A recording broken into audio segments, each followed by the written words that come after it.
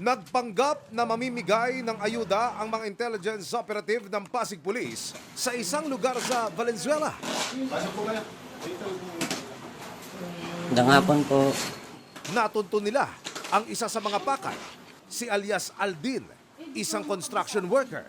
Sir, i-update na lang natin yung i-update po natin yung form. Okay lang po sir, makahingi ka ng ID.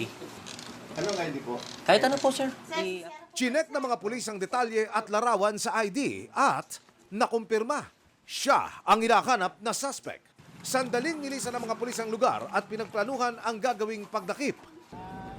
Ilang saglit pa, ikinasa na ang pag-aresto.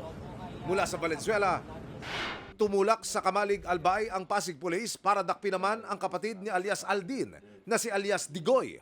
Suspect ang magkapatid sa kasong murder. Ayon sa Pasig Police, pinagtulungan umanong patayin sa palo ng magkapatid ang kapitbahay nila sa barangay Pinagbuhatan, Pasig na si Aristotel Sulat, nooy 53 anyos na pintor. Itong ating biktima po ay nakasubmitter po dito sa ating mga suspect. At dahil lang doon ay nagtalo itong magkakapatid at saka itong biktima natin hanggang sa siya ay pagtulungan na hampasin ng 2x2 sa ulo. Mula nang maganap ang krimen noong July 2015 ay nagtago na ang mga suspect. Masakit po. Gusto ko nga pong gumanti kaso para bang natulala na lang po nga ako. Nakakulong sa Pasig Police ang magkapatid na patuloy naming hinihingan ng panig.